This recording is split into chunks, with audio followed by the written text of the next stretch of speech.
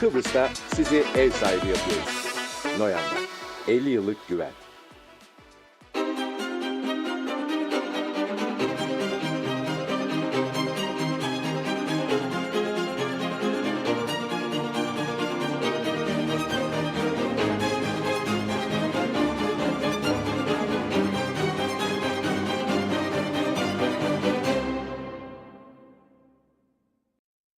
TV 2020 ekranlarından merhaba sevgili izleyenler. Gündem Özel programında Diyalog Medya Grubu Genel Yayın Yönetmeni Reşat Akar ile birlikte sizlerleyiz. Bugün ele alacağımız konuları aktaralım sırasıyla hemen. Evet, ilk olarak polis Lefkoşa ve Gazi Mausa'da gerçekleştirdiği operasyon sonucunda 3,5 kiloya yakın uyuşturucu ele geçirdi. Lefkoşa'da 2 ayrı bölgede operasyon gerçekleştiren polis 3 kişiyi tutukladı. 2 operasyonda toplam 2 kilo 880 gram uyuşturucu ele geçirilirken Gazi Mausa'daki operasyonda ise 500 gram uyuşturucu ele geçirildi. Ülke çapında uyuşturucu trafiğinin artması toplumu nasıl etkiliyor? Bu konuyu alanında uzman Profesör Doktor Psikiyatrist Mehmet Çakıcı ile canlı telefon bağlantısında konuşacağız. Bir diğer konumuz Güney Kıbrıs'ta cinayetten dolayı müebbet hapis cezası alan ve dün firar eden Kıbrıslı Rum'un Kuzey Kıbrıs'a kaçmış olma ihtimali üzerinde duruluyor. Rum basınına göre söz konusu Kıbrıslı Rum'un Kuzey Kıbrıs ve İstanbul üzerinden Kolombiya'ya kaçma planı var. Konuyla ilgili detayları vereceğiz. Üçüncü olarak kuzeydeki Rum mülklerini yabancılara satmakla suçlanan ve bir süredir Rum merkezi cezaevinde bulunan Simon Aykut'un duruşması bugün de başlamadı. Rum Ağır Ceza Mahkemesi duruşmayı 18 Ekim'e erteledi. Ayrıntıları ele alacağız. Son olarak da Kıbrıs'ın kuzeyinde olduğu gibi güneyinde de hayat pahalılığı ve geçim sıkıntısı çeken 10 binlerce insandan söz ediliyor. Rum Maliye Bakanı Keravnos cesur itirafta bulunarak pahalılık yüzünden halkın geçim zorluğu çektiğini söyledi. Yine ayrıntılarını ele alacağız. Evet, buyurun Reşat Bey. Evet, herkese hayırlı günler, hayırlı cumalar diyerek başlayalım. Bugün Kıbrıs'ın her iki kesiminin de baş belası olan uyuşturucuyla başlıyoruz programımıza. Gerçekten Kuzey Kıbrıs'ta ele geçirilen miktarlar sadece inanılmaz boyutlarda. Daha geçirilemeyen herhalde çok daha fazlası var. Ama dün ve bugün polisin gerçekleştirdiği çok önemli operasyonlar var. Lefkoşa ve civarında Meriş köyünde ve diğer yerlerde 2 kilo 880 gram. Düşünün siz kaç bin kişiyi zehirleyecek kadar miktarda uyuşturucu. Gazi Mausa'da 500 gram, yarım kilo. Ve Girne'de de bir miktar. Ama esas Lefkoşa narkotik ekiplerinin gerçekleştirdiği büyük operasyon. Ekranlarda da görüyorsunuz. Operasyon sonucunda Mehmet Karadeniz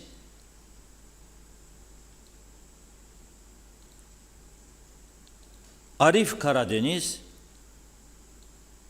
ve Levent Horoz adlı 3 kişi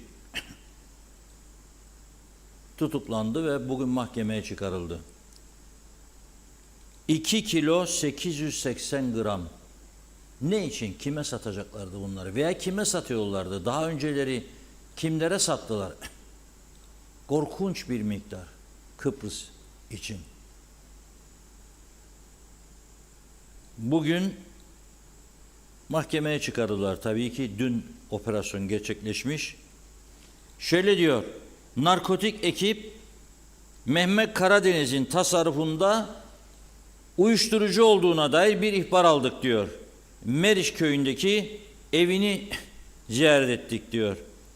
Zanlıyı evde tespit edemedik. Ancak bahçe kısmında ekili 1 metre boyunda Hint kenevir bitkisi bulduk. Ondan sonra bir bilgi aldık diyor polis. Bu Mehmet Karadeniz'in Arif Karadeniz ve Levent Horoz'la birlikte 4 yıl civarında olduklarını öğrendik diyor. Ve 3 zanlıyı 4 yol yakınlarında durdurduk diyor. Bunun akabinde Araçlarında 15 gram Hint keneviri. Üçünü de tutukladık diyor. Sonra zanlıların Gazi Mausa'da da bir ikamet adreslerinin olduğunu öğrendik diyor. Orayı, horozun evini yokladık. 2 gram Hint keneviri bulduk diyor. Horoz ifadesinde Eylül ayı içerisinde zanlı Mehmet Karadeniz'den 5 gram aldım diyor demiş. Mehmet Karadeniz ile Arif Karadeniz'in Gazi Mausa birlikte kaldıkları evde 15 gram daha Hint keneviri bulmuşlar. Sonra Mehmet Karadeniz demiş ki bu uyuşturucu bana aittir. Ama aynı gün Mehmet Karadeniz'in huzurunda Meriç köyündeki evine ikinci bir baskın düzenlemiş polis. Ve bu kez evin bahçesinde çeşitli kısımlara gizlenmiş vaziyette 2 kilo 715 gram daha Hint keneviri buldu. Düşünün, bahçeye yerleştiriyor çeşitli kısımlara, az az çıkarıp her gün 15 gram, 20 gram, 50 gram pazarlıyorlar bunu. Yani kendileri içecek miktar değildir bu. 2 kilo 715 gram sadece bahçede çıkan. Toplamda 2 kilo 880 gram uyuşturucu. Korkunç bir rakam Kıbrıs koşullarında nüfusa göre baktığımızda. Gelelim Gazi Mausa'ya. Gazi Mausa'da bugün duruşması yapıldı. Orada arkadaşımız Hüseyin Çiçek'in gönderdiği video görüntüsü var. Gelecek şimdi ekranlara.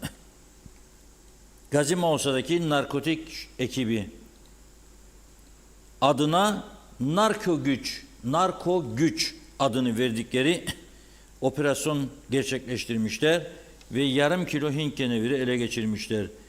Tari Travis Icoli, Mervellus Elence ve Nelson Egenti isimli 3 kişiyi tutuklamış. Görüyorsunuz. Üçü de yabancı bunların.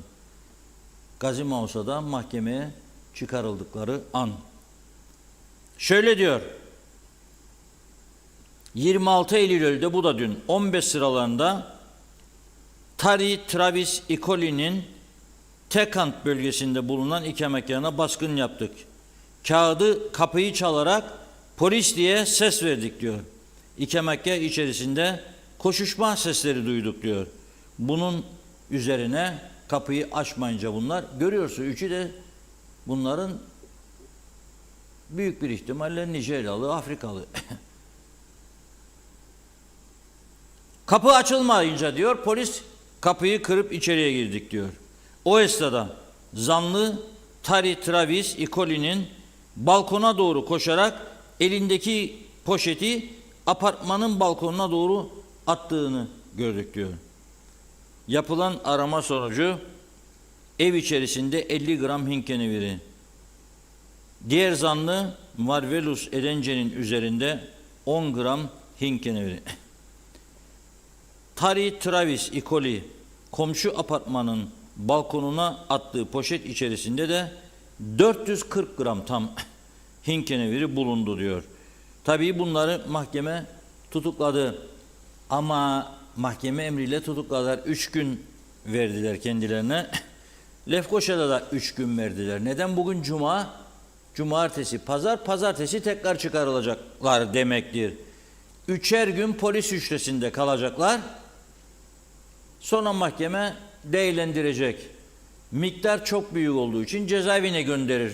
Normalde öyle düşünmek lazım. Fakat nedir bilir misiniz? Alabildiğimiz bilgi, detay alamadık bugün. Cezaevinde 950 civarında şu anda mahkum veya tutuklu vardır. 950. Güney Kıbrıs'ta da 1000. Güney Kıbrıs bildiğimiz 1,5 milyon nüfus. Bunun dışında 4,5 milyon turist. Kuzey Kıbrıs iddia 500 bin, 600 bin nüfus. Bilmediklerini de biliyoruz. Belki 800 bin, belki bizde de 1 milyon olmuştur. Fakat eşitlendik yani. Uyuşturucu ticaretinde de büyük bir uyum var Güney ile Kuzey arasında. Suç patlamasında da büyük bir uyum var. Mahkum ve tutuklu sayısında da büyük bir uyum var. Yani onun için siyasi eşitlik kabul etmezler ama suçta eşitliği artık herkesin kabul etmesi lazım. Buradan Birleşmiş Milletler'e çağrı yapıyorum ben. Hiç bak gündeme getirmedikleri bir konuda çağrı. Gündeme girmek isterseniz farklı görüşler ortaya koyacaksınız ama kabul edilebilir görüşler. Yalana dolana dayalı değil, temelsiz görüşler değil. Ben buradan öneriyorum. Suç konusunda ortaklık devleti desinler. Suçlarda ortak iki toplum, güney ve kuzey. 950 civarında mahkum ve tutuklu var. Eski cezaevini kapatamadılar. O da full. Ve bunların sadece resmi olarak değil ama bilinen şekliyle güvenilir bir kaynaktan aldığımız bilgiye göre ezici bir çoğunluğunu yabancılar oluşturuyor. Yani KKTC vatandaşı olanlar azınlıkta, yabancılar çoğunlukta. Ve bunları 1000 kişiyi 950 bin denksiz her biri için ayda 40 ile 50 bin Türk lirası arası masraf, gıda masrafı, elektrik, ısınma, su giderleri, sağlık giderleri, hesaplayın artık ne kadar büyük bir rakam ortaya çıkar. Ve KKTC maaş ödemekte zorlanan bir devlet. Ama bu suç patlamasının önüne de bir türlü geçilemiyor. Bugün açıkladığım rakamlarda, daha önce ortaya çıkanlarda polisin ancak ihbar sonucunda ele geçirdiği uyuşturucu miktarlarıdır. Narkotik şube çoğu zaman başka şubelerden, adli şubeden, hatta zaman zaman trafikten destek alarak bu baskınları yapıyor. Çünkü özellikle bu Nijeryalılar bir kişiyi tutuklamaya gittiklerinde 4 tane 5 tane polis gidiyor. Uyuşturucu da kullandıkları için yarış atı gibi adamları zapt etmek bir polisin işi değil. Çünkü narkotik polisi güç polisi değildir.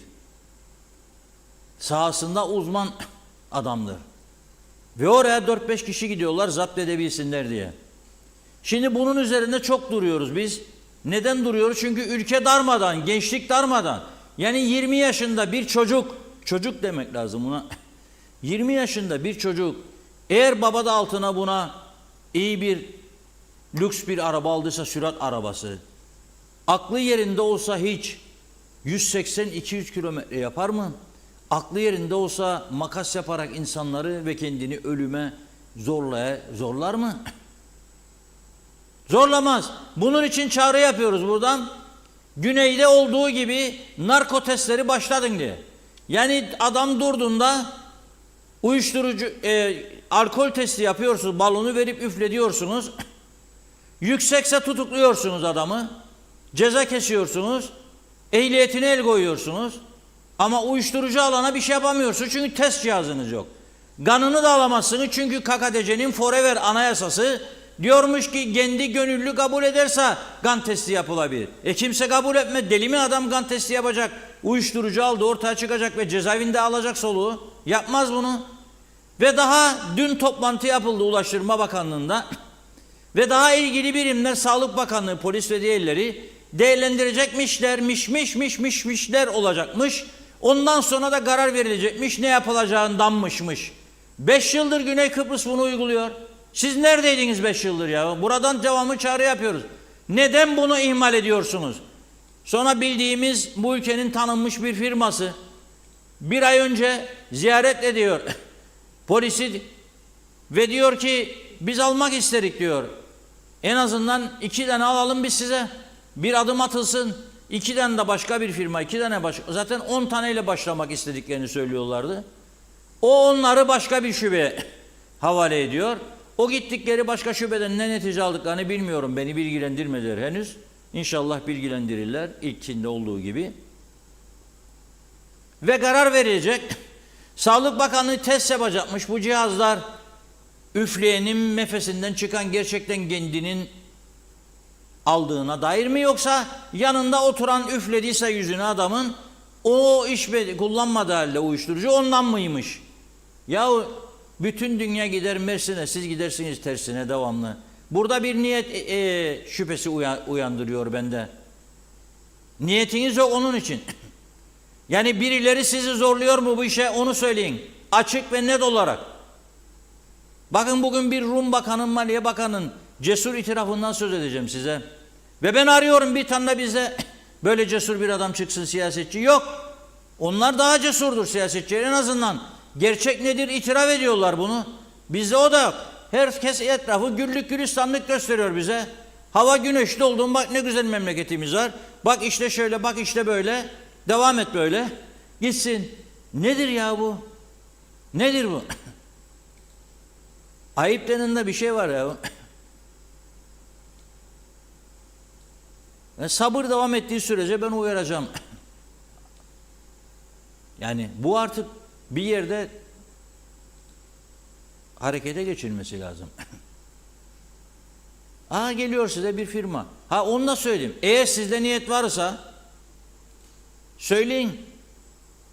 Burada yaptığımız bir şey değil artık. Tövbemiz var bu konuda ama bunun için bir çağrı yaparız, açık artırma yaparız. Ben 15-20 dakika içerisinde 10 tane narkotik cihazını size gönüllü bağışçı bulurum. Niyetinizin olması lazım ama. Niyet göstermediğiniz sürece ben sizden şüphe ederim bir vatandaş olarak. Demek ki derim, niyet yok bunlarda, bir şeyler var bu işin altında derim. Yazık, sokaklarda ezip eliyorsunuz herkesin evladını, polisleri. Ve saldırıyorlar üzerine, polislerin hiçbir insan dengesi yerinde olsa polise saldırır mı, bıçak çeker mi, silah çeker mi ya? Demek ki uyuşturucu tesiri altındadır. Ve çok yaygınlaştığını biliyoruz. Mesela konuşmada uyuşturucu ilkokullara da geldi neredeyse diyorlar. Ortaokula kesin geldi. Tamam, anladık bunu da. Önüne geçmek için ne yapıyoruz acaba? Şimdi biz bu konuyu çok önemsediğimizi söylüyorum devamlı. Son zamanlarda sağlık yönünden ne tür başvurular yapılıyor? Mesela siyasetçi yönü de olan bildiğimiz Sayın Mehmet Çakıcı Profesör Doktor arkadaşlarımız arıyor, inşallah aramışlardır kendisini. Onunla konuşacağız. Çünkü Mehmet Çakıcı Bey uzun yıllardır Mavi Köşk diye bir uyuşturucu rehabilitasyon merkezi vardır ve birebir tanık oluyor uyuşturucu vakalarıyla. Ne tür artışlar var, ne tür sıkıntılarla başvuruyorlar, bu uyuşturucu kullananlar nasıl etkileniyor bir süre sonra, ne tür komplikasyonlar yaşıyorlar, bunları kendisiyle konuşmak istiyoruz. Belki yani uyarıcı olur diye biz bu bağlantıyı kendisiyle kurmak istedik. Çünkü gerçekten bu ülkenin kanayan yarasıdır. Gençlik elden gidiyor demeyeceğim. Gençlik elden gitti arkadaşlar. Gençlik elden gitmiştir.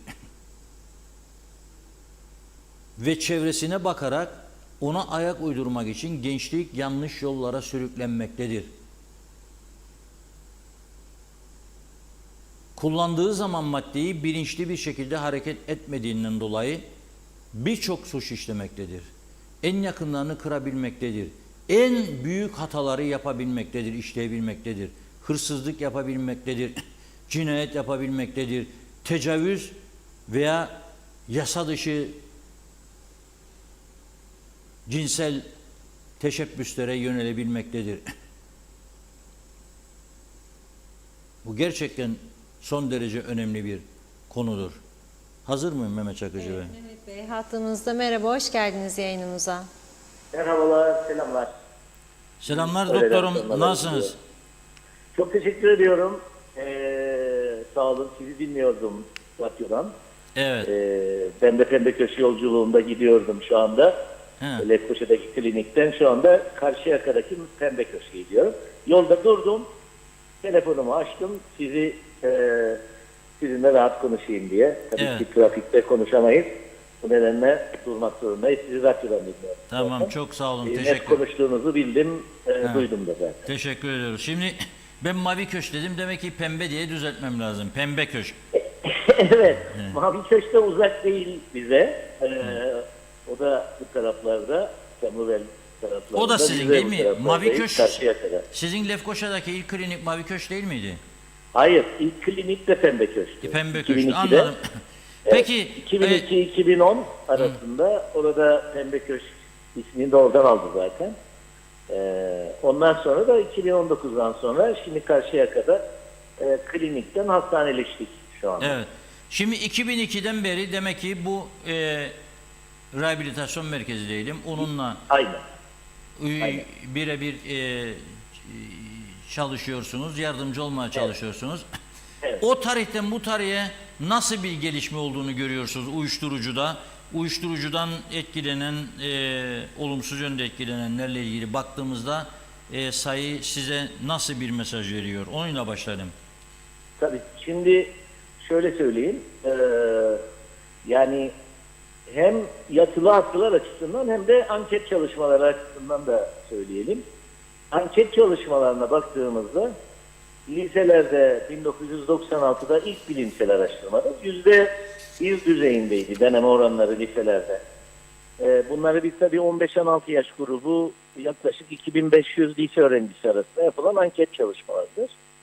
En son yapılan 2019'dadır. Yani 96'dan 2019'a hemen hemen düşündüğümüzde tam 25 yıl sonraya baktığımızda %6'ya çıktı. Yani %1 olan deneme oranları %6'ya çıktı liselerde. Bu da şunu gösterir, 6 kat yükseldi demektir. Şimdi ilkokulda yapılan ilk çalışma 2015 yılındadır. %1 olan deneme oranının %50 artarak 2019'da %1,5'a çıktı. Yani ilkokullarda da uyuşturucu deneme oranları var. Yani uyuşturucu dediğimizde ille yasa dışı olması gerekmiyor. Mesela Tinerbali kullanan çocuklar oldu. Uçucu kullananlar oldu. Bir şeyde evde kullanılan anne babalarının ilaçları olan Xanax, Diazem gibi ilaçlar, yani yapıştırıcı ilaçlar oldu ama illegal olanlar da esrar başta olmak üzere kullananlar oldu. Yani 11-12 yaşında da yalnızca anket çalışmalarında değil, kliniklerimize de başvuru oldu. O yüzden hep söylenir, ilkokullara kadar indi cümlesi yanlış bir cümle değildir. Doğru bir cümledir. Dolayısıyla hem anket çalışmalarında hem kliniklerde yüzleştik. Yüzde kaçtı bu dediğiniz Sayın Kurum? Bu %1 düzeyinde deneme oranı. %1 denediklerini söylüyorlar. Ama bunu uyuşturucu deyince illegal olanlar değil. Dediğim gibi bu Tinerbali'den tutun da yapıştırıcı, sakinleştirici, doktorun reçete ettiği ilaçları da kullanan gençlerden, çocuklardan bahsediyoruz. Peki bu lise üstü olanlarla ilgili bir çalışma var mı? Yani lise üstü çalışma var. Yetişkinlerde. Bunu çok medyada ben de özellikle konuşmamaya çalıştım. Çünkü Türkiye medyası bu konuda çok peşime düşmüştü. Biz bunları tabii psikiyatri dergilerinde yayınladık ama çok dillendirmemiştik. Yani %15'e kadar deneme oranları üniversitelerde tespit ettik. Onu söyleyeyim. Yani bu 6-7 öğrenciden birine kadar varan bir deneme oranıdır. Yani bunlar bağımlılık oranları tespit edilmez anket çalışmalarında.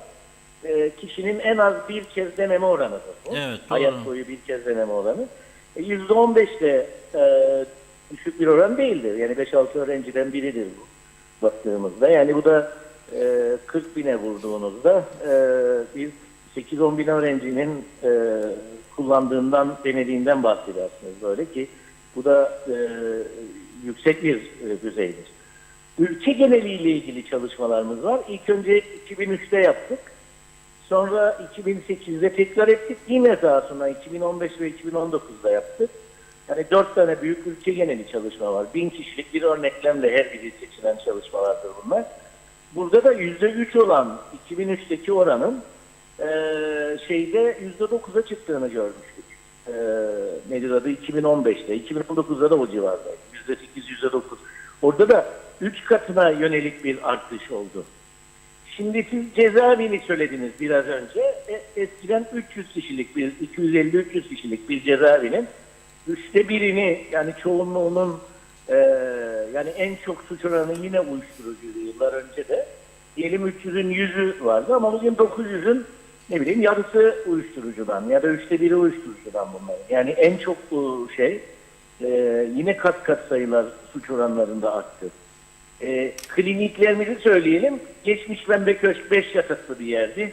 Şimdi 20 yataklı bir yerdir. Yani o hep bunlar eskiden polis şu kadar tonla yakalıyordu, şimdi bu kadar çok yakalanıyor diye ve oranlar orada arttı. Yani Kıbrıs'ın genelinde son yıllarda çok büyük artış var. En çok da uyuşturucudan dolayı suça yönelmeye, klinik tecrübemiz açısından söyleyelim ki bunlar yalnızca uyuşturucu suçları değil, şeylere de yöneliyor. Yani ambulans kaçırmadan tutun da ne bileyim marketin damına çıkıp intihar etmeye kadar varan kişilerden bahsediyorum bunlarla ilgili. Ya da bıçaklama, kurşunlama gibi bir sürü olayın içine girme olaylarına bakıyorum. Bunların çoğunun kökeninde uyuşturucu olduğunu görebilirsiniz. Yani bunlar, ben baktığımda mesela çok ilginçtir. Şey yaparım, yani size de biraz trajikomik gelebilir. Her duyduğum böyle ilginç suçu bakıyorum hangi hastamızdır diye açıkçası. Bizde kayıtlı hangi hastaydı, ne zaman yatırdık, ne zaman gördük diye de kendi arşivimize de dönüp bakıyorum. Yani o bakımdan söyledikleriniz çok doğrudur. Kıbrıs'ın şu anda genel Kıbrıs'ın en büyük sorunu uyuşturucudur şu anda. Evet. Hani Covid'den de daha önemli bir sorundu şu Çok anda. doğru. Suçlarla açısından bakıldığında da en önemli sorunlar arasındadır. Cezaevi bunun göstergesidir. Barolar Birliği Başkanı buna işaret eder. Yüksek Mahkeme her yıl uyuşturucu suçlarının birinci sırada olduğunu söyler. Bizler anket çalışmalarımızda bunu söyleriz ve anlatırız. Ve buradaki en büyük sorunumuzun da uyuşturucu olduğunu söyleriz. Bu bugünkü gerçeğimizdir. Bazı insanlar buna inanmakta zorlananlar oluyor. Mesela adam kendi çevresinde çok kullanan görmez veya kısıtlı bir çevresi vardır. Ya uyuşturucu sorunu yoktur ve ama öyle değildir olay. Yani biz her gün günlük konumuz uyuşturucudur. Baktığında yani her gün adli olaylar, yani ben bugün 2-3 defa mesela saldırıdan, kırıp dökmeden dolayı, ailesine saldırmadan dolayı insanların beni arayıp nasıl çareler alabileceklerini, ya Pembe Köşk'e ya Barış Rusinir'e nasıl yatabileceklerini sorduklarını öğreniyoruz. Evet. Yani her gün bir sorunumuzdur. Ve bu sorunlar da ciddidir. Mesela siz de aynı tehdit altındasınız, biz de aynı tehdit altındayız. Trafik de dediğiniz gibi çok doğrudur. Yalnızca alkollü şeyler değil. Alkolü üflediğinde kişi alkol bulmayabilir ama kişi sarhoş ve dengesizdir. Uyuşturucu Tesiri altındadır. Anlaşılmamıştır ve trafiktedir. Ve sizin gecenin bir saatinde karşınızdan geliyor. Dolayısıyla siz doğru kullansanız her şeyiniz tamam olsa bile bir kazayla karşılaşabiliyorsunuz. Doğru. Bu açıdan bakıldığında. Peki size genellikle nasıl geliyor hastalar? Yani artık pişmanlık duyanlar mı geliyor? Ben tedavi olayım, kurtulayım diye mi geliyor, yoksa siz başka yerlerden bilgi alarak mı Dünya çağırıyorsunuz? istatistiğini söyleyeyim size. Yani uyuşturucu kullananların ancak onda biri tedaviye başvurur. Yani baktığım zaman bağımlı olanların da onda biri başvurur. Ben yalnızca deneyenleri söylemiyorum. Yani şimdi siz deneme oranlarına baktığınızda 45 bin üniversite, 100 bin üniversite öğrenciniz varsa 15 bin deneme oranı olan insanın hepsi size başvurma. Ama bağımlılık oranı deneyenlerin de 7'de 1'i olduğu söylenir. Genellikle dünya genelinde. Bağımlılık oranlarıyla da bize başvuranların sayısı azdır. Artık iş şeye dönüştüğünde bize başvuruyor. Ya büyük bir kavgaya, probleme, aile içinde büyük sıkıntılara dönüştüğünde ya da uyuşturucu kullanımına bağlı psikoz dediğimiz akıl hastalığı ve paranoya çıktığında bize çoğunlukla başvuruyorlar. Yani yalnız uyuşturucu sorunuyla gelmiyor bize kişi. Akıl hastalığı sorunlarıyla da geliyor. Paranoid bozukluk dediğimiz paranoyayla da bize geliyor.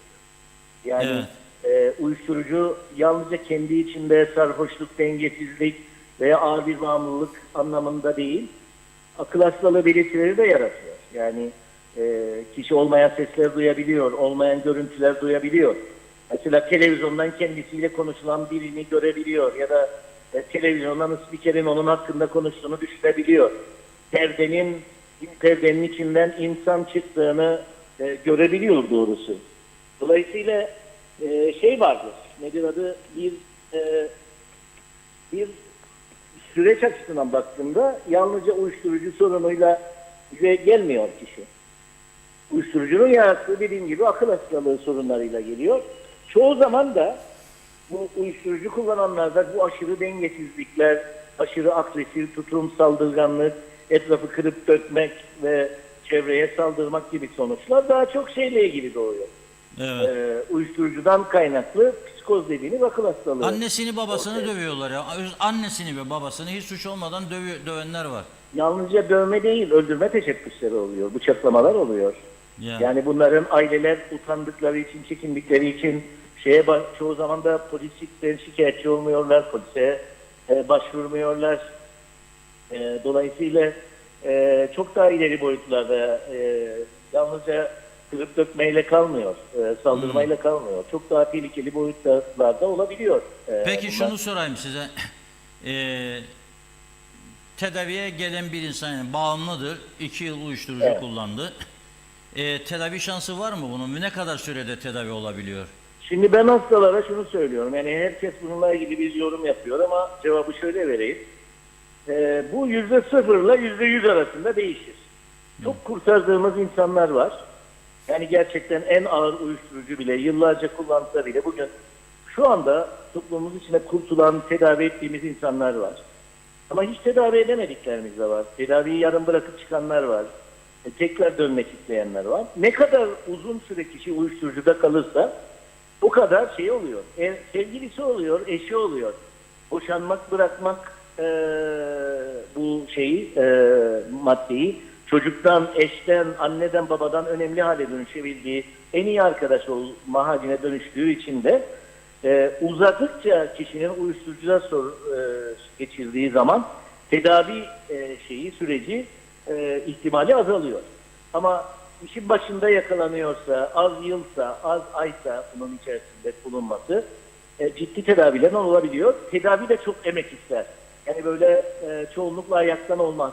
Ayaktan diner hastalar ama yatılı olması lazımdı. Yani rehabilitasyon merkezleri bunun içinde. Evet. 1 ayla 3 ay arasında en az. Ben mesela Amerika'da eğitim gördüğüm bir dönem vardı. 2 yıl rehabilitasyon merkezinde yatan hasta bilir. Yani Rum tarafında Ayaskevy diye bir merkez var. Devletle anlaşmalı. 1 yıl orada kalabiliyor hastalar. Yani biz 1 ayla 3 ay arasında ama 6 ay, 9 ay kalan hastalarımız da var Pembe işte. Evet. Peki Yani tedaviler kısa değil, emek isteyen, yani kişinin unutması için zaman isteyen, her gün psikologlarla görüşme isteyen, grup terapiler isteyen, eğitim saatleri isteyen, yani günde 5 uzmanla görüşüyor mesela Pembe Köşk'te. Sabahleyin 2 grup terapi var, öğleden sonra bir başka grup terapi var, sonra psikologla tek görüşme var, sonra psikiyatristle görüşme var. Yani bir beyin yıkama operasyonu var her gün yapılan. Ve zamana ihtiyacınız var. Yani elinizde sihirli değnek yoktur, dokunasınız ve düzelsin. Evet. Ama zahmetli bir tedavidir. Uzun süreli bir tedavidir.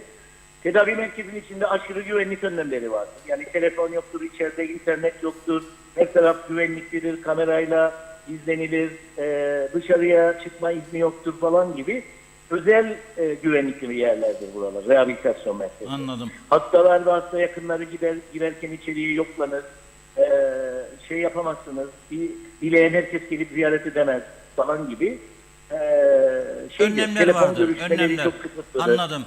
Peki sizin bunca yıllık deneyimden yola çıktığımızda 2002'den 2024-22 yıl çok uzun bir süredir. Ve herkeste bu deneyim olamaz yani. Büyük bir şey var, Evet, zaman doğrudur. dilimi var.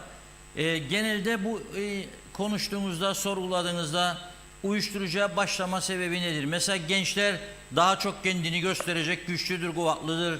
Mesela cinsel ilişkide sabaha kadar devam ederim, ben vururum falan filan. Onun için mi bu işe başvururlar? Yoksa bir mali sıkıntısı var, onu dayım, bunu dayım. Yoksa ne bileyim işte bir denedikten sonra da ne yapayım, alıştım işte. Ne daha çok ağırlık hangi noktadadır? Her şey.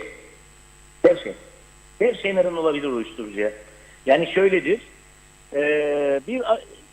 Yani 4-5 tane en önemlilerini söyleyeyim. Bir merak sizi uyuşturucuya başlatabilir. Sesiniz Hiçbir sorununuz kesildi galiba. olmayabilir. İnşallah Yakın arkadaşınızla bulunması. Sayın Çakıcı, sesiniz kesildi. Alo. Ha şimdi Alo? tamam. Şimdi tamam mı? Şimdi tamam. Şimdi çok neden olabilir. Herkesin de kendince bir nedeni vardır. Ama en önemlilerini sayayım. 4-5 tanesini sayayım. Birkaç tanesi çok ilginç gelecek çünkü size. Bir tanesi hep anketlerde görülen meraktır. Yani en yakın arkadaşının şeyidir. Varsa en yakın arkadaşında veya çevresinde o gruba uyum Hadi be bir sağlamak tane da bir için. çekelim ne olacak ha? Evet, Evet, yani bir denemeyle başlayabilir kişi. anladım. Daha sonra başka bir neden aile problemleri yüzünden başlayabilir kişi. Kardeş kıskançlıkları yüzünden olabilir kişi. Biri çok sorunlu olurken çocuğun, öbürü tam ailenin istediği gibi olabilir. Sorunlu olmak da sınıfta kalmaktır. Okula devam etmemektir, uyuşturucu kullanmaktır gibi. O da ailenin ilgisini çeker. Evet. Öbürü gibi. Öbürü de tam tersi olur. İki çocuk birbirinden çok farklı olabilir. Bir üçüncüsü gerçekten aile ihmali, istismari, dayak, şiddet gibi, ihmal, sevgi, ilgi göstermemek gibi aile problemleriyle de olabilir. Ama bunun tersini de söyleyeyim, bu da mümkündür. Hatta bir ilk kurduğum zaman Pembe Köşkü ilginç bir Rum futbolcuyla karşılaşmıştım. Oraya kliniğe yatırdık. Aile dedi bir yarım saat daha içeride kalabilir miyiz? Dedim tabii ki. Çıkarken böyle şöyle bir salona bakayım dedim. Aileyle çocuğun son bir ilişkisine şöyle uzaktan bir bakayım dedim. Klinikten çıkıyordum. Yıllar önce bahsettiğim, hep derslerde de anlatırım. Şöyle içeri bir baktım annesi elinde bir muhallebi kaşıkla çocuğa yediriyordu. O da Kıbrıs Rum tarafının en ünlü futbolcularından biriydi. Şimdi şeyi de söylüyorum. Aşırı ilgi de, aşırı ilgisizlik de, yani denge yoksa ailenin içerisinde, aile çok bilinçli değilse, ihmal de diyor, istismar da yapıyor, ilgisiz de olabiliyorsa veya aşırı da ilgi gösteriyorsa yüksek düzeyde her şeyi sağlar. Sizin dediğiniz gibi arabayı da veriyorum, evi de veriyorum, parayı da veriyorum, çalışsa da çalışmasa da, uyuşturucu içse de içmese de gibi bir noktada olduğunda da uyuşturucuya yönelebiliyor. Doğru. Ya da bir sıkıntısını yatıştırmak için olabiliyor ya da bir üzüntüsünü gidermek için, bir kız arkadaşından, erkek arkadaşından ayrıldığı için olabiliyor. Veyahut da akıl hastalığı vardır. Bakın daha da ilerisini söyleyeyim. O akıl hezeyanlarını, gördüğü, duyduğu halüsinasyonları bastırmak için bile ilaç gibi de uyuşturucuyu kullanabiliyor. Çok çeşitli nedenleri vardır uyuşturucunun kullanılması için. Ben size en çok olanlarını söylemiş oldum bu şekilde. Yani bizde hep şey bilinir ya, işte aileler, boşanan aileler, sorunlu aileler falan filan denir. Aileler boşansa bile tabii ki çok ciddi sorunlar olur, sıkıntılar olur ama ille de gencin uyuşturucuya, çocuğun uyuşturucuya gitmesi gerekmez ama çok sorunlu, çok kontrolsüz ailelerde çocukların uyuşturucuya yönlenmesi daha kolay olur. Ama tersi de mümkündür. Dediğim gibi her şeyi sağlanan, aşırı ilgi gösterilen, her şeyi dengesli bir şekilde değil, dengesiz bir şekilde verilen bu noktada da çocuklar o ilgiyi devam ettirebilmek için uyuşturucuyu sürdürebilirler ve çocuk kalmaya ve sorunlu kalmaya devam edebilirler bu ilgiyi, sevgiyi tutabilmek için. Bu defa uyuşturucuyu kullandıklarında da uyuşturucunun parasını bulmak için işte o zaman aileye saldırıp, vurup, kesip şey yapabiliyorlar. O para elde edecek. Zarar verebiliyorlar. Peki bu ülkede uyuşturucu ticaretinin önü büyük ölçüde kesilse o zaman bu kullanım oranları düşer mi size göre? Tabii ki düşer. Yani bu tedbir yalnızca çok boyutlu olması lazımdır. Yani mesela bir eğitim programı gerekir. İlkokullarda sigara alkol eğitimi olması lazımdır. Lise ve ortaokullarda madde bağımlılığını önleme ile ilgili eğitim programlarının yaygınlaştırılması, aile eğitimleri lazım. Yasalar önemlidir. Yasaların takip edilmesi, yeni çıkan uyuşturucuların görülmesi veya ortada olan şu andaki denetimli serbestlik yasasının düzgün uygulanması lazımdır. Polisin, narkotik şubenin teçhizatlarının güçlendirilmesi lazımdır. Ben hep söylüyorum, bir devletin uyuşturucuyla ilgili bir mücadeleyle ilgili etkin bir politikası olması lazımdır. Ve sınırların da buna göre olarak düzenlenmesi lazım. Yok biz içeride yalnızca bir trafikte sizin dediğiniz gibi narkotik analizi yapan solunum cihazları değil de sınırlarda da bu tedbirlerin alınması için gerekli önlemlerin yapılması lazımdır. Şimdi Ve gerçekten de yalnızca bağımlıların peşinde koşup yalnızca bağımlıları yakalayıp işte biz uyuşturucu sorunuyla uğraşıyoruz değil. Esas ticaretin kaynaklarının nereden geldiğinin kökünün kazınması gerekir. Yani bunun içinde daha güçlü bir mücadeleye ihtiyaç olduğunu düşünüyorum şu anda. Peki son bir soru sorayım size. Çok Tabii. önemli bir konudur bana göre ve çok uzun bunu ve çok sürekli konuşmamız lazım. Gerçi sıkılıyor da bazı insanlar. Mesela bizim ülkede şimdi bir aşk, tecavüz işini konuşsak ya da domates, biber, patlıcanın fiyatlarını konuşsak daha çok ilgi gösterir insanlar. Evet. Ama bu hayati meselede sorumluluk almaktan insanlar da kaçınıyor artık benim gördüğüm. Aman ya bırak ne yaparsa yapsın gençlik çocuktur. Başı vursun da mamurlasın. Başı vurunca mamurlamıyor ama. Tam tersi senin başını da götürüp bir yerlere vuruyor. Sen de bundan mağdur oluyorsun. Bütün hayatın boyunca kazandıkların o tarafa gidiyor. Bir taraftan da üzüntüsünü yaşıyorsun. Çünkü normal hareket görmüyorsun. Evladının veya bir yakınının hareketlerine baktığına görmüyorsun ve üzülüyorsun. Şimdi bir de şu vardır. Ülkemizde işte işsizlik, sürekli boşanmalar var mesela. 1250 evlilik, 1150 boşanma. Dünya rekoru bizde. Yani şimdi mesela Birleşmiş Milletler Genel Kurulu'na söz hakkı verseler, Cumhurbaşkanı Tatar'a da dese ki bizi tanımıyorsunuz ama biz bu kadar demokratik bir ülkeyiz. 1250 boşanma, evlenme, 1150 boşanma ayak alkışlanacak. Yahut da yuhalanacak. Bilmiyorum. Yani bu ülke bunu artık yani komik bir duruma geldik biz ya. Her konuda tedbirsizlik var. Şimdi mesela işte çocuk iş alamadı, psikolojik sorun. Evlendi, boşandı, psikolojik sorun. Çocuklar oldu, çocuklar ortada kaldı, psikolojik sorun. Ve bu sorunları çözmek için geliyor bir uzmana başvuruyor. Diyor ki ben bu sorunları yaşıyorum, bana yardımcı olur musunuz falan filan. Şimdi bazı benim aldığım, gördüklerim, duyduklarım bazı uzmanlar, psikiyatristler, psikologlar falan ilaç yazma etkisi kimde var? Psikiyatristlerde var. Geliyor mesela konuşa tedavi yöntemi yerine veriyor ilacı, al bunu rahatla diyor mesela.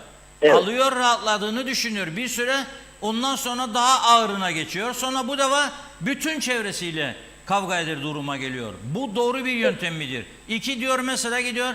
Benim diyor işte kocam bana bunları yaptı diyor. Ben bu yüzden diyor işte çok psikolojik sorun yaşıyorum falan. Peki lazım değil mi kocasını da arasın, bir de onu dinlesin o ilgili uzman şahıs?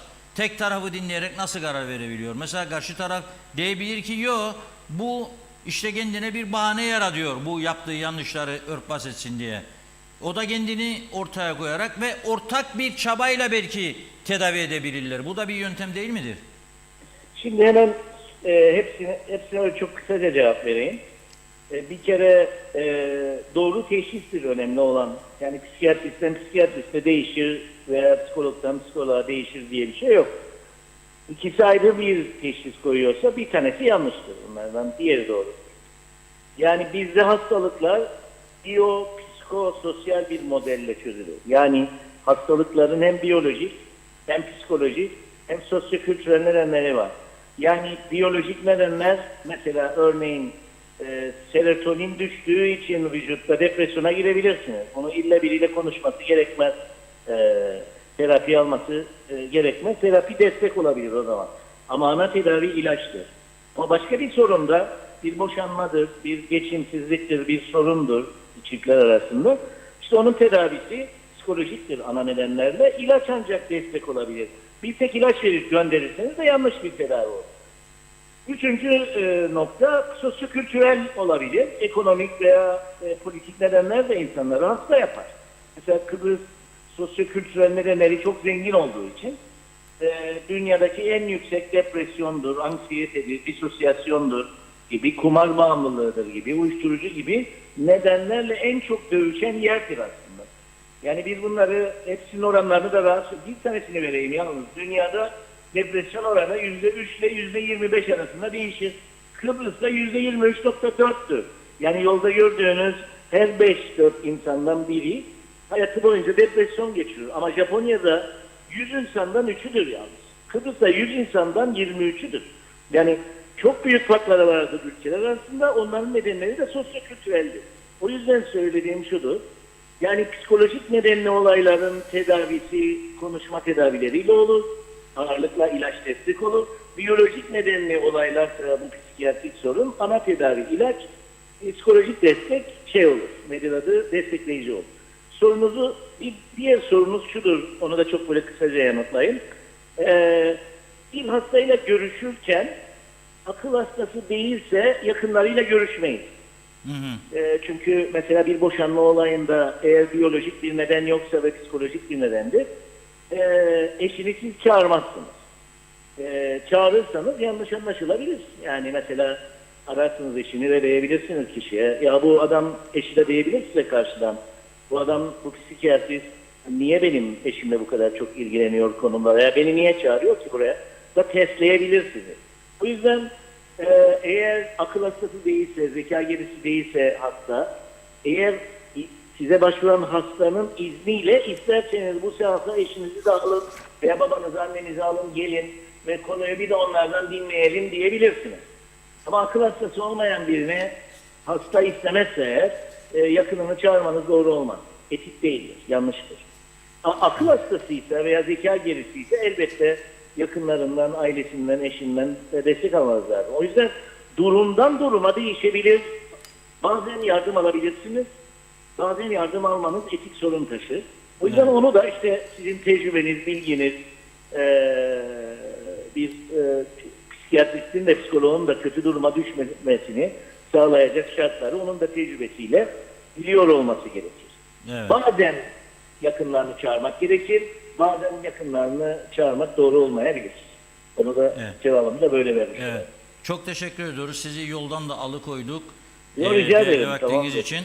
Ama önemli bilgiler elde etmiş olduk.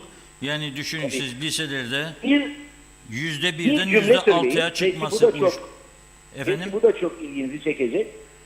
Ben kendi son bir yorum yapayım. Bir cümleyle yapacağım. Bu yıl bu Covid'den sonra Covid'de ikinci pandemi olacak dedik. Yani Covid-19 pandemisi yoktur yalnız. Ruh sağlığı pandemisi de var dedik. Sizlerin programlarında da söyledik. Tam da onun tesirini görüyoruz. Covid'den sonraki en büyük etkiyi bu 1-2 yılda gördük. Hayatımda ben bakın 96'dan beri bağımlılık tedavisiyle uğraşıyorum. 2002'de Pembe Köşkü kurduk ama benim uyuşturucu tedavisiyle uğraşma yılım 95-96'dı. Başlangıç yılım. Yani 30 yıla vardı şu ana kadar.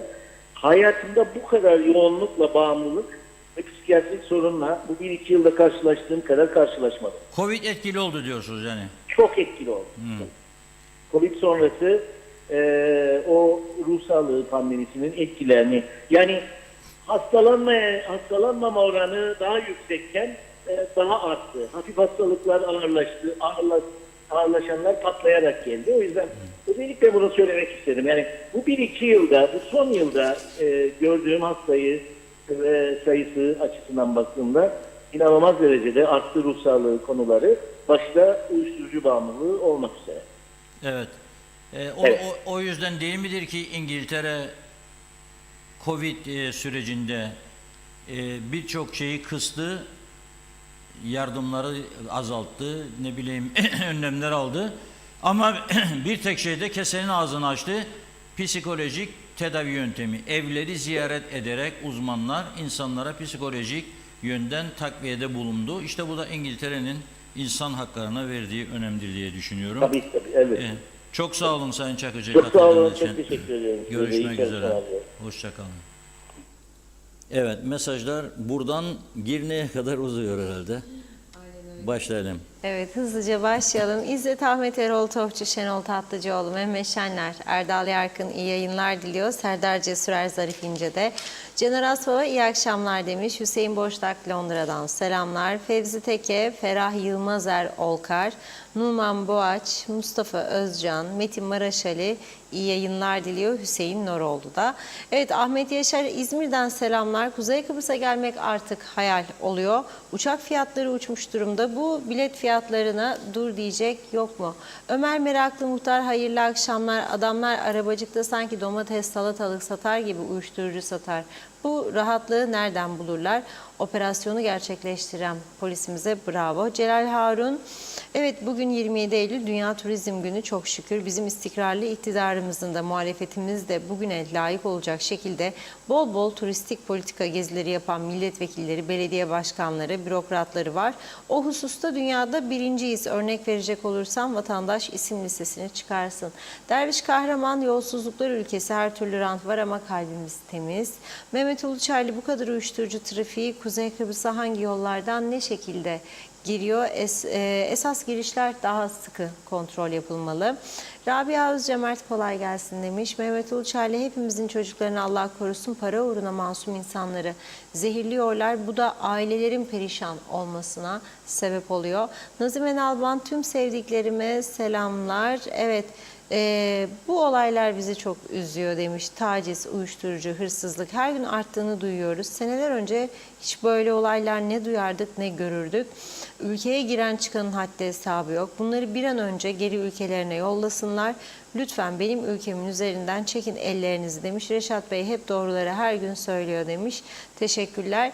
Mehmet Karadeniz, Reşat Bey merhaba, iyi günler. Sizleri özenle takip ediyoruz. Sürekli takipçinizim.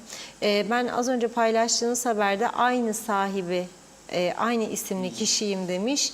Evet, Mobile Link Cep Shop ve Karadeniz İnşaat'ın sahibi Mehmet Karadeniz. O şahıslarla aynı isimli olduğundan dolayı bugün bütün gün telefon aldım. Lütfen diyor, düzenleyici bir tekstip yayınlarsanız rica ediyorum demiş. Aktarmış olalım. Sayır Aker selamlar, ayıp olmasın.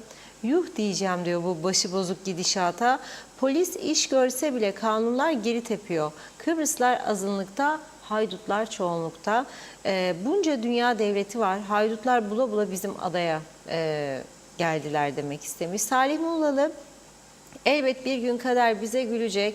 Her şey güllük gülistanlık olacak. Tıpkı şu an bir eli yağda bir eli balda olanlar gibi. Test cihazı alacağına girişleri kontrol eden cihazlarla donatıp meseleyi kökten çözecek bir atılım olur diyor Salih Mullalı. Girişler daha denetim altına alınırsa birçok sorun da ortadan kalkacak. Bunu ben değil bütün gerçek Kıbrıslı olanlar biliyor. Sınırlar denetim altına alınsın. Bu hiç duymadığımız, bilmediğimiz çirkin olaylardan kurtulalım. Metin Maraşeli, 74 öncesi hapishanemiz yoktu. KKTC olalı 2. hapishane doldu. 3 tane olsa gene dolar. Sorma Girhan'a olduk. Artık dizilerde suçlular, mafya bile en kolay kaçış yeri KKTC olarak yerini aldı. İzlemeyen izlesin demiş. Kuzey Kıbrıs'ın içinde bulunduğu durumu yansıtıyor. Ali Dereseven, Kıbrıs davasında Türkiye'de devlet ve muhalefet aynı görüşte.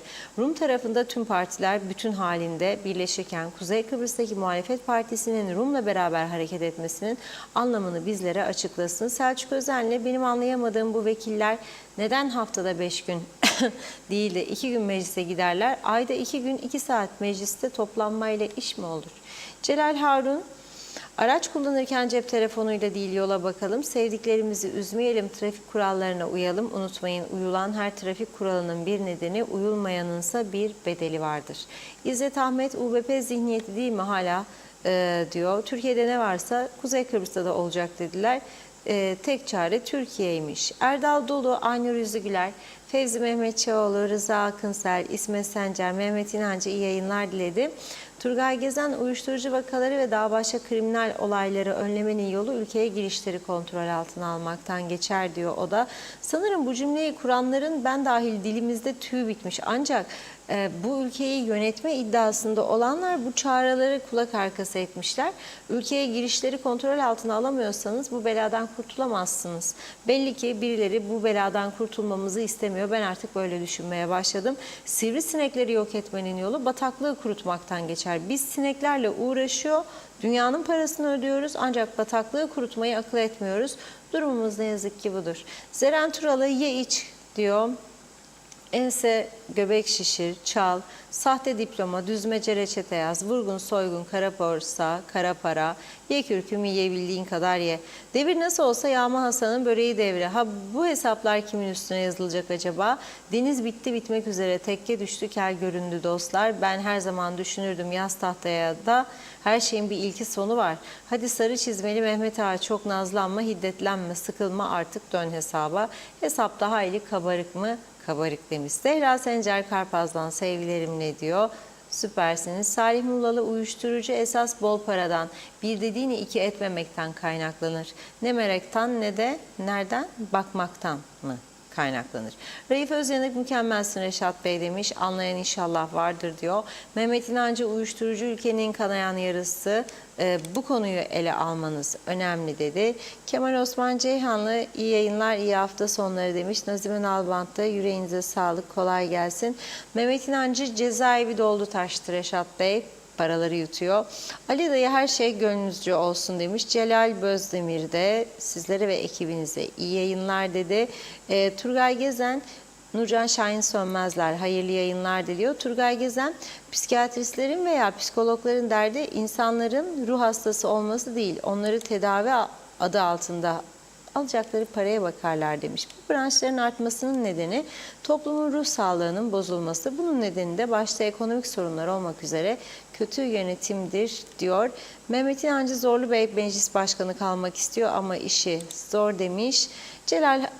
Celal Harun'u da okuyalım. Bulunduğu ortama göre renk değiştiren canlıya bu kalemun. Menfaatleri için her devirde el etek öpene yalaka denir. Menfaatleri bitene kadar değil, yürekleriyle dost kalanlara selam olsun demiş. Ali Dere Seven, bizler de insan değil miyiz? Bizlerin de kendi kendimize karar verme hakkımız.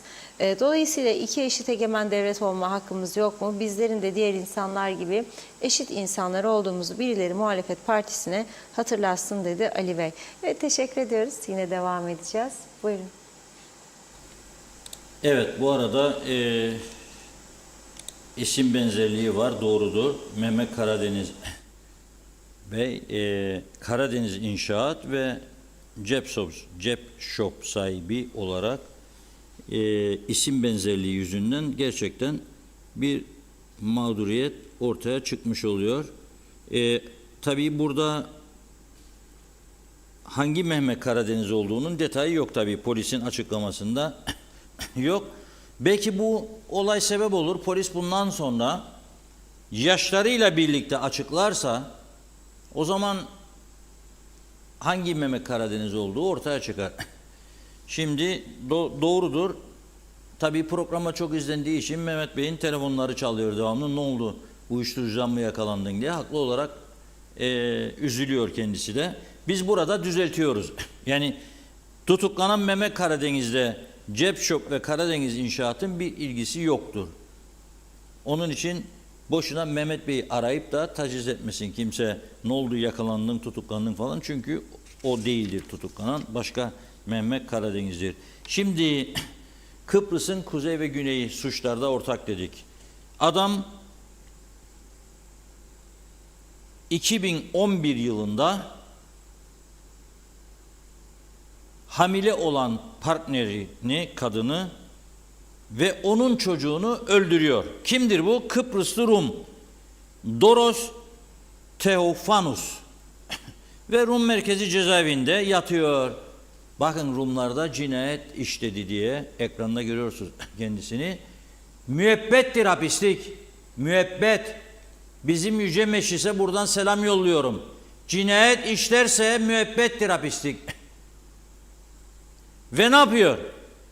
Bunun hanımı varmış BAF'ta. Diyor ki, başvuruyor cezaevi müdürlüğüne. Diyor ki, BAF'ta hanımım, gidip bir göreyim diyor. Buna yanına ekip veriyorlar.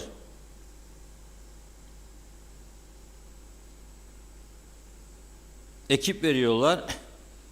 Hem cezaevinden görevli var, gardiyanlar var. Onlarla birlikte gidiyor, aileyi ziyaret ediyor. Sonra eve girdikten sonra pencereden atlıyor ve kaçıyor. Şimdi bu Doros Teofanos'un Kuzey Kıbrıs'a geçtiği üzerinde duruluyor. Çünkü en son haberi söyleyeyim, programa girerken aldık.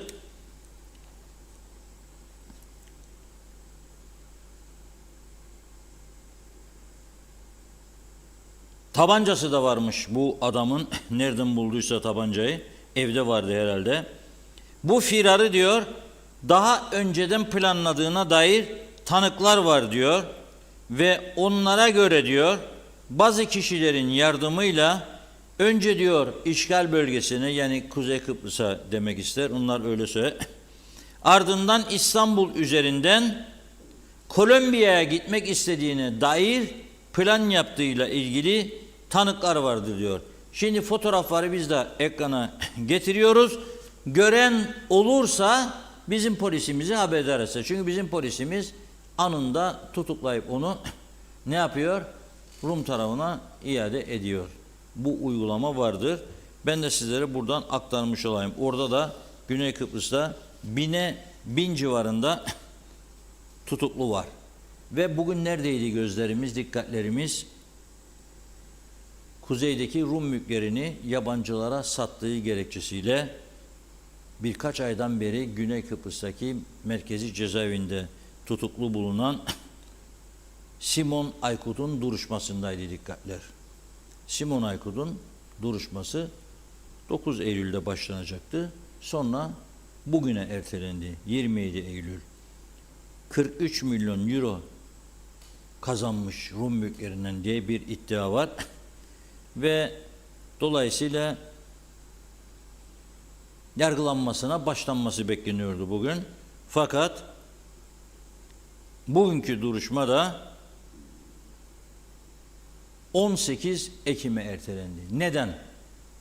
Bir bilmecem var çocuklar diye bir reklam vardı, hatırlar mısınız? Bisküvi denince akla diyor Etigi, her an onun adı gelir. Eti. Çok etkili bir reklamdı. Bakın seneler geçti, ben unutmadım. Çocuklar da çok severdi o reklamı. Şimdi benim de bir bilmecem var size. Neden ertelendi bu? Biraz kafaları kullanalım. Çünkü Rum lideri Birleşmiş Milletler Genel Sekreteri ile üçlü müzakere konusunu görüştü ve Genel Sekreter not aldı. Yarın ise Cumhurbaşkanı Ersin Tatar'la görüşecek New York'ta. Eğer müzakere kapısını açarsa bizim taraf, bu duruşmanın şekli değişecek. Siyaset o zaman yargıya diyebilir ki savcılık, Rum Başsavcılığı, dondurduk bu davayı. Çünkü müzakere süreci, müzakerelerde mülkiyet konusunu ele alacağız. Eğer müzakere ortamı doğmazsa o zaman sadece Simon Aykut'un değil, Rum mülkünün satışını yapan herkesin vay haline diyorum ben buradan. Durum o kadar ciddi ve vahim bir durum pozisyondadır. 2006 yılında Rum Temsilciler Meclisi'nden geçirdikleri bir yasa var. O yasa diyor ki bu tarihten itibaren gerçek mülk sahibinin izni olmadan, yasal devir yapmadan mülkü başkaları tarafından satılamaz veya satın alınamaz. Kiraya verilemez, kiralanamaz. 7 yıla kadar hapislik öngören bir karar çıkardı. Simon Aykut herhalde, Allah korusun, yani öyle bir 7 yıl hapislik çıkarsa zaten zor yaşar. Çünkü sağlık durumunun iyi olmadığı belirtiliyor.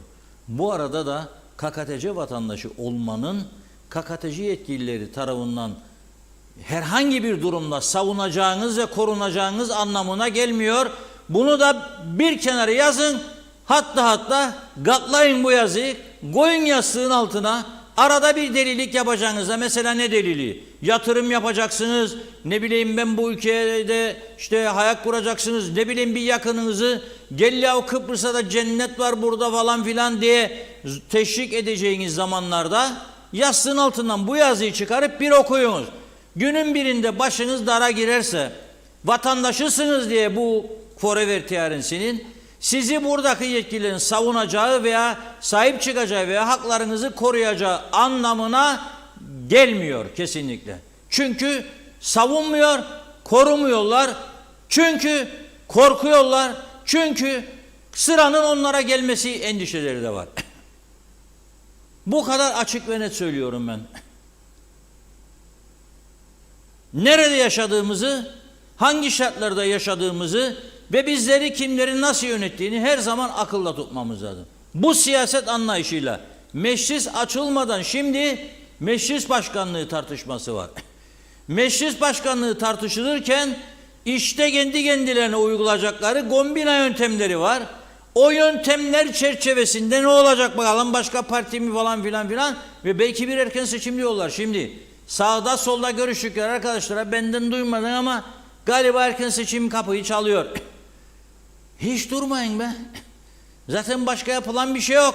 2 yıldır burada bağırıyoruz. Narkotes, narkotes, 5 yıldır adam var. Yapmadınız.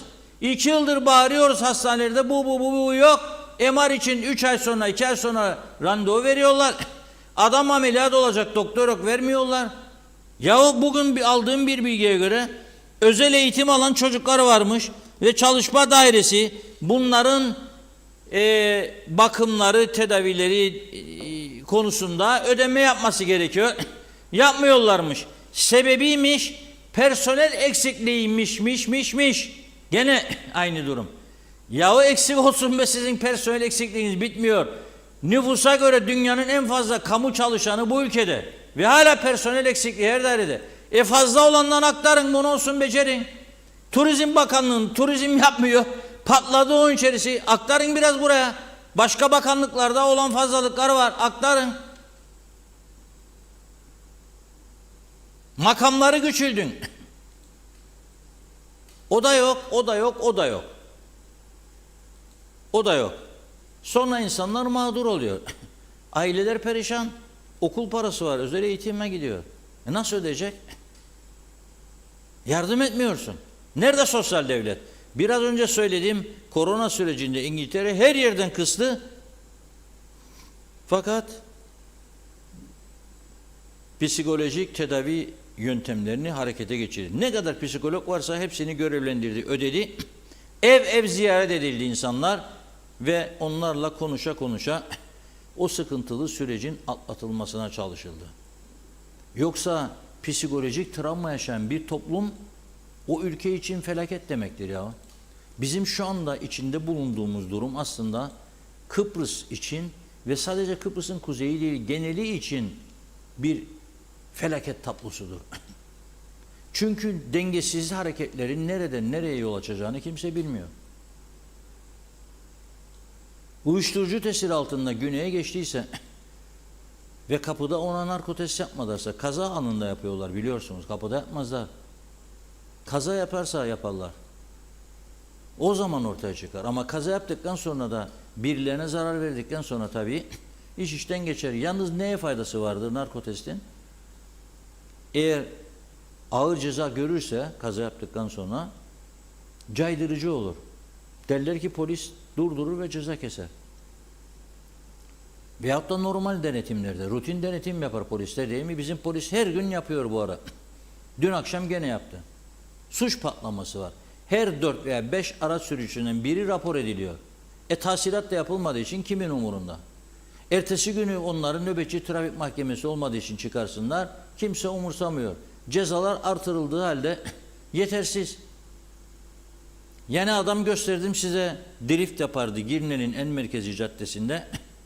Ki 2 tane de kayıtlı suçu var, sabıkası var. Yargılanmayı bekliyor onlardan. 6.000 kusur Türk lirası cezayı öde demişler da git evine. Budur. Burası forever işte. Bundan daha büyük bir cennet var mı ya? Suç cenneti aslında burası. Teşvik ediyor düzen. Bu 6.000 liralık ceza öngörülen bir olay mıdır bu? Bunun cezası 6.000 lira mıdır ya? Soruyorum Yüce Meclis. Bırakın meclis başkanlığı kavgasını şimdiden. Açılır açılmaz ilk gün bu cezaları gündeme getirecek misiniz? Uyuşturucuya karşı mücadeleyi getirecek misiniz? Polisi donatacak mısınız uyuşturucu testi yapan cihazlarla? Maaşlarınız da bak ne güzel oluyor şimdi 7.700 euro. Verin 1.700 eurosunu her biriniz. 1.700 liraya bir tane en kapsamlı narkotik cihazını alırsınız. 1.800 dolardır diyorlar. En kapsamlısı. 1.700'ünü verin, 50 tane narkotik cihazı alırsınız polise. Çözmek isterseniz sorunu çözebilirsiniz. Çözebilirsiniz. Ve ben bu noktada bir şey daha söyleyeyim.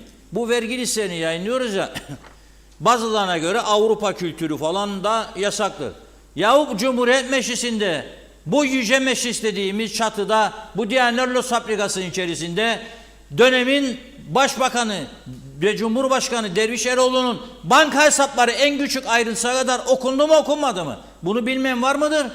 Sonra Hüseyin Özgürgün'ün hangi bankadan hesap olduğu açıklandı mı? Kuruşuna kadar açıklandı. Sonra bu ülkede ek mesai alanların ne kadar ek mesai aldıkları yayınlandı mı? Yayınlandı. Ha şimdi bütün dünyada en zenginlerin listesi yayınlanıyor. Forbes dergisinde işte ilk yüzün arasına girdi, bizim Kıbrıslılar da var diye falan filan manşetlerde çıkarken ben göz göre göre vergi kaçıran ama en lüks hayatı yaşayanların adını verdiğimde özel hayata mı girmiş oluyorum? Kesinlikle reddederim bu görüşü, böyle bir şey yoktur. Tam tersi teşhir edilerek verilmeleri lazım ki biz ayırmıyoruz. Bakın işte emlakçılardan bu kadar verdir. Dün söyledim size 1700. sırada ama en çok kazananlardan birisi İhya olmuşlardan. Alın teriyle çalışan adam kazansın. Bunda bir mahsur yoktur. Kişisel bilgi nedir? Kimlik kartının önünü arkasını basarsan birisinin, evet bu kişisel bilgidir ve suçtur. Bunu da yaptı bunlar. Bugün buna işte bilmem ne gazeteciliği, etik gazetecilikten yaptılar bu terbiyesizliği bunlar geçmişte. Kendilerine muhalif olanların kimlik kartlarını bastı. Harun'dan kimlik kartı var dediler. Önünü de arkasını da. Doğum tarihi var, ana adı var, baba adı var, doğduğu yer var. Avrupa ülkelerinde bankalara telefoniyen başvurduğun mesela ilk sorduğu sorulardan biridir. Ana adı, baba adı, verdiğin oraya kayıtlı doğum tarihi ve adres. Hepsini verdiniz ve vermektesiniz. Onun için akıl hocalığı yaparken bilinçli yapalım lütfen. Bu ülke bu şekilde bir yere gidemez. Avrupa düzeyine gelsin anlarım. O zaman yayınlanmasın. Ama o kültür var mıdır burada? O kültür var mıdır? %1 midir, 2 midir o kültür burada? Nerede? Ha sen zevk sefa içerisinde yaşayacaksın ve ondan sonra da vergiye geldi mi aman vermeyelim. Yiyecekler bilmem peler derler. Onu da istifleyeceksin. Ben de enayi gibi vereceğim botro mahkumuyum diye. Yok. Olmaz. Olmaz, verilecek ve daha çok verilecek, daha çok verilecek, daha çok verilecek. Caydırıcı olur mu bilmem. Ama günün birinde ümit etmek isterim ki doğru dürüst birileri gelecek bu ülkenin yönetimine. Zaten gelmezse vay halimize, bitmiştir burası. Ha belki bu yönetim bütün Kıbrıs'ın yönetimi altında olacak peki. Veya başka bir yönetimler gelecek. Bilemem. Şimdi son bir konumuz kaldı. Onu vereceğim. Pazar günü hayırlısıyla bizim asgari ücret komisyonu toplanacakmış. Bir itiraz süresi varmış. Onun için beklemişler. Sen bilirdin itiraz süresinin ne kadar olduğunu. Onun için toplantı tarihini ertelemeyeceydin habire. Erkene alacaktın ki ay sonu gelmeden netleşsin her şey da kim ne ödeyeceğini bilsin. Bugün özel sektör pazartesinin botrosunu hazırlamış değil. Hazırlamıyor çünkü neden? Ne olacağını bilmiyor asgari ücretin. Bekleyelim diyorlar. Sabah da buradaydı iktidar partisinin en büyük partinin genel sekreteri Özlem Hanım'ın konuydu. Dedi ki hükümet dedi neyse açıklanan onu uygulayacak dedi. 19.19. Ama bakın siz nasıl kilitlediniz? Nasıl kilitlediniz bütün ülkeyi? Son gün pazar itiraz, işverenler itiraz etmiş. Siz toplantıya gitmediniz. Hangi yüzünden itiraz ediyorsunuz? Onu da söyleyin bakalım. Siz toplantıya gitmediniz. Hangi yüzünden itiraz ediyorsunuz? %19.19. İşte ha ekonomi darbe yiyecekmiş. Fiyatlar daha da zamlanmış. Evet. Darbeyi de yiyecek, zamlanacak da. Bugün bir arkadaş dedi bana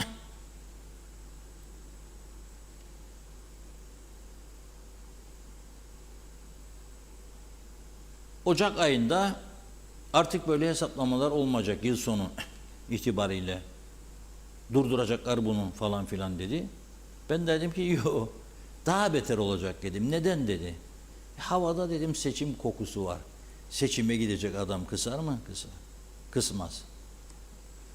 Olanı da verir, olmayanı da verir. Sonra ne yapalım? Battık bittik. Allah kerim. Ama Güney Kıbrıs'a baktım bugün. Kamu çalışanlarına sadece %1,5 artış veriyormuş. 1 Ekim'den geçerli olmak üzere ve bunun da maliyeti 40 milyon 100 bin lira olacak. Ve bunu da 2025 bütçesinden koparacaklarmış. Çünkü para yok onlarda da. Eylül sonuna kadar biliyorsunuz, çok söyledim buradan, bilginiz olsun diye, çünkü güneye de geçen alışveriş yapanlar var. Bilinmesinde fayda var. Birçok ürünün KDV'sini sıfırlamıştı Rum hükümeti. Ona bakarak bizdekiler de bazılarını sıfırladılar. %16 KDV'yi kaldırdı. Çocuk bezi, çocuk maması, çocuk sütü. Şimdi Rum basını diyor ki Eylül sonundan itibaren kalkacak bu indirimler, KDV uygulamasına geçilecek. İşte o zaman diyor yandık Allah diyor. Zaten şu anda iyi değiliz diyor ve yandık diyor. Ve Maliye Bakanı'na soruyorlar. Rum Maliye Bakanı cesur bir itirafta bulunuyor. Makis Keravnos. Nedir diyorlar bu ülkenin durumu? Halk geçinemiyor. O da diyor, evet diyor, itiraf etmeliyim ki halk pahalılık yüzünden zor geçiniyor diyor. Güney Kıbrıs'ta, Kıbrıslı Rumlarda %13,9'u nüfusun, yani 127.236 kişinin yıllık geliri 11.324 euroymuş. Yani ayda 1.000 euro değil. Ayda 1.000 euro değil. 1000 olsa 12.000 eder. Ve bunlar yoksulluk sınıfında addedilir diyor. %28'i ise 256.951 kişinin yıllık ortalama geliri ise 14.155 euro. Onlar da işte 1200 ayda euro gibi bir para alıyor. Yani nüfusun 127.000 kişisi 1000 euronun altında, 256.000 kişisi de ortalama 10.200 euro ayda alıyor. KDV geri geliyor diyor. Bakın. Aralık 2003'te her 80-100 euroluk alışverişte 6-7,5 euro, Mayıs 2024'te 7,40 euro, Eylül 2024'te 7,32 euro kar eden hane halkı çarşamba günü itibariyle ekmek, süt, kadın hijyen ürünleri, şeker, kahve, et ve zepse alışverişinde %5 KDV ile karşılaşacak. Bebek ve mamalarda %19 KDV ödeyecek. %16'yı sıfırladı ama Eylül sonuna geldiğinde %19 olarak geri geliyor. Onun için bu tür malzemeler güneyde ucuzdur diye alanlar alın, istifleyin. Ne kokar ne bozulur. Çocuk bezi mesela. Evet Funda Hanım. Son mesajlarımızı alalım. Evet, Arif Mustafa Cüce Yeşilköy Karpaz'dan selamlar, iyi yayınlar dilemiş. Mehmet İnancı, etiği de batırdılar. Aferin devletçilik, yöneticilik yapanlara. Necdet Mavi Gözlü Kuzey Kıbrıs Birleşik Afrika Pakistan Cumhuriyeti Başkent Lefkoşa'dan iyi yayınlar diliyor. Uyuşturucuyu sonlandırmanın tek yolu birinci Afrikalılar olmak üzere Pakistanlılar ve üçüncü ülkelerden gelen insanların girişlerini kapatmaktan geçer. Bizim bu insanlara hiçbir zaman ihtiyacımız olmadı, olmayacak, tümünü göndersinler diyor. 50 yıl önce bu insanlar mı bizim ekonomimize katkı yapıyorlardı? Bizim hapishanelerimiz boştu. Hırsızlık, katillik sıfır denecek kadar azdı. Bu insanlar geldikten sonra hapishanelere ne hapishaneler ne de polis yetiyor. 50 yıl geri gitsek şimdikinden çok daha iyi oluruz. Tüm Afrikalılar, Pakistanlılar, üçüncü ülkeden gelen insanları burada istemiyoruz. Mehmet Uluçaylı herkese sağlıklı, huzurlu akşamlar, iyi tatiller demiş. Turgay Gezen, psikiyatristler ve psikologlar biraz önce yapmış olduğum yoruma alınmasınlar. Bu branşlarda patlama var. Tabii sadece bizde değil, Türkiye'de de durum aynı. En son 2019 yılında bir sağlık sorunu için Ankara'ya gitmiştim. Orada apartmanların üzerinde psikiyatrist ve psikolog yazan tabelaları görünce hayret etmiştim. Bir ülkede ruhsal sorunlarla ilgili bu kadar çok uzman varsa o ülkede ciddi sorun var demek. O ülkenin insanları mutsuz demek. Bunun nedeni bana göre sosyolojik, yani ülkenin kötü yönetilmesi, kötüyü geçtim berbat yönetilmesi. Ali Dereseven bu tutuklamaların da gerçek bir tutuklama olmadığını ileride herkes görecek. Necdet Mavigözlü inşallah Simon Aykut'ta ibretlik bir ceza yer. Paraya doymadılar, doymayacaklar. 10 yıl yer diyor. Celal Harun, Fahri trafik müfettişliği, trafik kolluk görevlilerinin bulunmadığı noktalarda trafik güvenliğinin sağlanması için onlara yardımcı olmak amacıyla Kuzey Kıbrıs genelinde vatandaşlar arasında belirlenmiş kriterlere göre özenle seçilmiş Fahri trafik müfettişleri denetim görevi verilmesi için yasal düzenleme yapılması. Mehmet İnancı 99 gün tatil bitti mi? Bittiyse pardon diyeceğim, helal olsun Yüce Meclis'in yüce vekillerimize dedi. Alper Ali Güllü kolay gelsin. Güzel ülkemde uyuşturucu aldı başına gidiyor, yazıklar olsun demiş. Tema Yavaş da iyi yayınlar diledi. Ayşen Evsel Türkmen iyi yayınlar diliyor. Oğuz Aynalı da iyi yayınlar dilemiş. Turgay Gezen, hayatı ucuzlatmadığınız sürece pahalılık oranı vermek zorundasınız. Bu bir maaş artışı değil, gelir kaybının iadesi. Enflasyonu düşük olan ülkelerde tabii ki hayat pahalılığı ödeneği de düşük olacaktır. Asıl olan hayatı ucuzlatmak. Madem hayatı ucuzlatacak önlemleri almıyorsunuz, o zaman çıkan hayat pahalılığı oranını ödeyeceksiniz. Bu kadar açık ve net dedi Turgay Bey. Tamamladık. Çok teşekkür ediyoruz. Buyurun. Evet, bugünlük bu kadarla noktalıyoruz programımızı. Pazartesi günü inşallah güzel haberlerle birlikte oluruz. Salı günü Yüce Meclis'te açılacak. Allah Allah Allah. Özelden mesaj atanlar var bana. Mehter takımı karşılayacak mı meclisi milletvekillerine açılışta diye. Bilmiyorum vallahi. Mehter takımım olsa göndereceğim oraya da. Yani yahut da böyle 5-10 kişi bulsam mehter takımındaki gibi böyle güzel alet kullanan gönderirim ama öyle bir olanağımız da yok. Evet, şimdilik veda edelim. Hafta sonu güzel bir hafta sonu olsun. Pazartesi yeniden birlikte oluruz. Evet, teşekkür ediyoruz. Ben de güzel bir hafta sonu geçirmenizi diliyorum. Yeniden görüşünceye dek hoşça kalın.